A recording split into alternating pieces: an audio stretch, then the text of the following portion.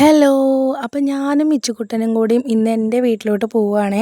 അപ്പം ഞങ്ങൾ രണ്ടുപേരും ഇതാ ഒരു രാവിലെ 10 മണിയൊക്കെ കഴിഞ്ഞപ്പോൾ ഇറങ്ങിയിട്ടുണ്ടായിരുന്നു. ബസ്സിലാണ് പോകുന്നത് കേട്ടോ. ഞാനും മിച്ചുക്കുട്ടനും ഒറ്റയ്ക്കാണ്.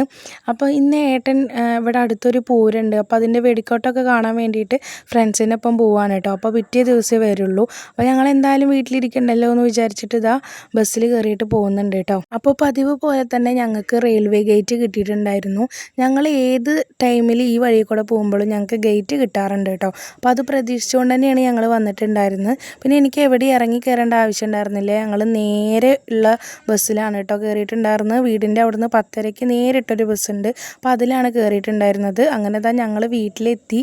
വീട്ടിൽ അച്ഛനും അമ്മയൊന്നും അറിഞ്ഞിട്ടുണ്ടായിരുന്നില്ല കേട്ടോ ഞങ്ങൾ വരുന്നത്. അപ്പോൾ സർപ്രൈസ് ആയിട്ടാണ് വന്നത്. അപ്പോൾ ഇച്ചുകുട്ടൻ ഇതാ വന്ന പാടെ അമ്മമ്മയുടെ ഒക്കത്ത് കയറിയിട്ടുണ്ട് കേട്ടോ. പിന്നെ നേരെ റൂമിലേക്ക് കയറി. അപ്പോൾ അമ്മച്ചൻ വന്നിട്ട് അവൻ്റെ ഫോട്ടോസും കാര്യങ്ങളൊക്കെ കാണിച്ചു കൊടുക്കാൻ കേട്ടോ അച്ഛൻ്റെ ഫോണിൽ.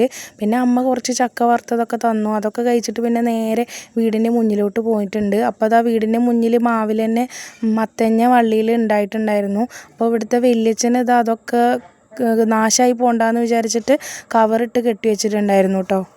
അങ്ങനെ മുറ്റത്ത് കൂടെ നടന്ന് അതൊക്കെ കുറച്ച് നേരം നോക്കി. അപ്പോഴാണ് കവറിട്ട് കെട്ടി വെക്കാൻ മറന്നൊരു മത്തങ്ങ ഞാൻ കാണിച്ചു കൊടുത്തത് കേട്ടോ. അതാരും കണ്ടിട്ടുണ്ടായിരുന്നില്ല. അതതിൻ്റെ ഇടയിലായിരുന്നു. അങ്ങനെ ഞാനത് കവറിട്ട് കെട്ടാൻ വേണ്ടിയിട്ട് പറഞ്ഞിട്ടുണ്ടായിരുന്നു. അപ്പോൾ അത് അമ്മച്ചനും കുട്ടിയും ഉമ്മറത്ത് തന്നെ നിൽക്കുന്നുണ്ട് കേട്ടോ. അപ്പോഴാണ് തണ്ണിമത്തൻ്റെ വള്ളി നോക്കിയത്. അതിൽ ആയി തുടങ്ങുന്നുണ്ട് കേട്ടോ കായ.